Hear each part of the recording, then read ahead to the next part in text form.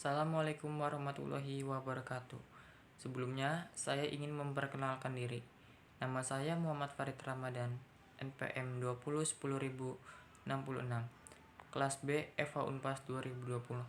Di sini, saya akan menjelaskan tentang materi hukum perdata untuk ditujukan ujian akhir semester mata kuliah Pengantar Hukum Indonesia Universitas Pasundan 2020.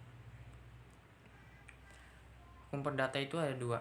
Yang pertama hukum perdata material dan yang kedua hukum perdata formil. Hukum perdata material itu sendiri mengatur kepentingan-kepentingan perdata subjek hukum. Hukum perdata formil mengatur bagaimana cara seseorang mempertahankan haknya apabila dilanggar oleh orang lain.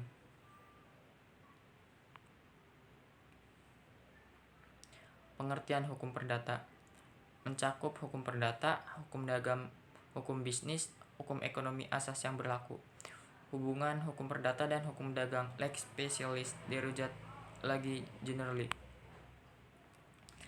Hukum perdata menurut para ahli. Menurut Profesor Subekti, hukum perdata merupakan semua hukum privat material berupa segala hukum pokok, mengatur kepentingan perseorangan. Menurut Profesor Sudikno Mertokusumo, keseluruhan peraturan mempelajari tentang hubungan antar orang yang satu dengan yang lainnya, baik meliputi hubungan keluarga atau pergaulan masyarakat. Sri Sudewi Mascon Sofwan, hukum yang mengatur kepentingan warga negara atau perseorangan yang satu dan perseorangan lainnya. Asas dalam hukum perdata. Yang pertama itu ada asas terbuka atau kebebasan berkontrak dan asas itikat baik, asas konsensualitas dan asas kepribadian. Proses hukum acara perdata di pengadilan negeri. Yang pertama, penggugat mengajukan gugatan ke pengadilan negeri. Yang kedua, tergugat dipanggil secara sah oleh pengadilan negeri. Dan yang ketiga, hakim sebagai penengah atau menyelesaikan persoalan hukum perdata. Yang keempat, didengar keterangan tergugat. Yang kelima, dilakukannya dading. Jika tidak berhasil, maka diteruskan pada tahap replik atau duplik. Yang terakhir itu berakhir putusan hakim. Pembagian bab dalam buku hukum perdata. Yang buku pertama itu berisi tentang orang. Buku ini mengatur hukum mengenai diri seseorang dan hukum kekeluargaan. Buku kedua berisi tentang kebendaan. Dalam buku ini mengatur segala hal yang berhubungan dengan hukum kebendaan dan hukum waris. Buku ketiga tentang perikatan, mengatur hak dan kewajiban timbal balik antara orang dan perorangan, badan hukum maupun pihak tertentu. Buku 4 tentang pembuktian, mengatur alat pembuktian dan akibat hukum yang ditimbulkan. Contoh hukum perdata.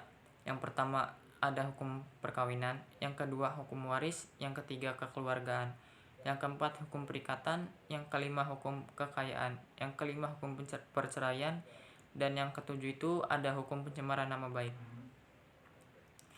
Hukum perkawinan sendiri yaitu dalam sebuah perkawinan terdapat hukum yang mengatur antara suami dan istri. Peraturan hukum perkawinan ini diatur dalam UU nomor 1 tahun 1974. Secara garis besar, status hukum perkawinan memiliki hukum yang tidak kalah penting. Di antaranya mengatur tentang pernikahan dapat dilakukan berdasarkan hukum agama. Perkawinan akan didasarkan atas persetujuan. Aturan batas usia minimal menikah pada perempuan yaitu berusia 16 tahun, sedangkan pada laki-laki minimal 19 tahun. Hukum waris. Dalam hukum waris mengatur pembagian harga peninggalan seseorang kepada anak-anaknya, di mana aturan hukum waris ini akan mengatur tentang hal wajisat yang berhak menerima dan menolak warisan, fideikommis, legitim porti, harta peninggalan yang tidak terurus, hak mewarisi menurut undang-undang, perihal pembagian waris, executor testamenter, dan bewindover. Hukum kekeluargaan. Hukum perdata kekeluargaan ini mengatur hubungan dalam kekeluargaan dan mengatur hubungan kekayaan yang telah dimiliki.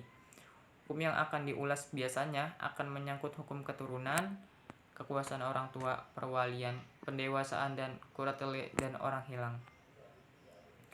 Hukum perikatan. Perikatan merupakan hukum yang mengatur bidang harta kekayaan saja.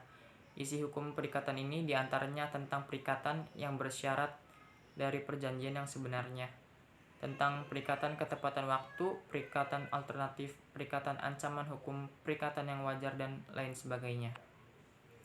Hukum kekayaan. Hukum ini akan memaparkan beberapa harta yang akan dibagikan, termasuk pula membagikan objek atau barang yang hendak akan dibagikan.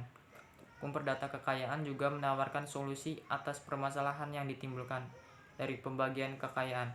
Solusi tersebut pun ada yang diatur dalam undang-undang loh. Hukum perceraian.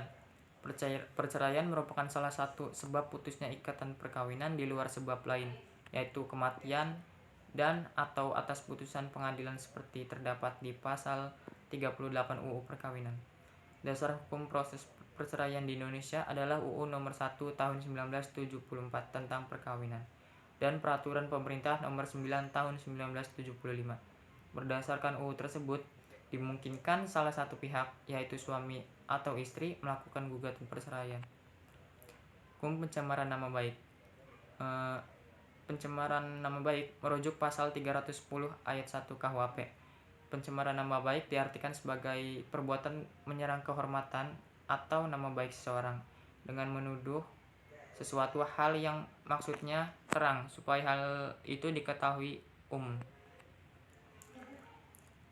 Yaitu contoh kasus pencemaran nama baik, yaitu kasusnya Ruben Onsu. Ruben Onsu melaporkan si X ke pihak kepolisian karena telah mengejek putra angkatnya, yaitu Bertrand Peto, menggunakan wajah binatang ke pihak kepolisian. Ruben Onsu ingin memberikan efek jerak agar tidak sembarangan melayangkan komentar atau membuat konten yang tidak sewajarnya. Pengajuan laporan Ruben Onsu pun langsung didalami oleh pihak kepolisian.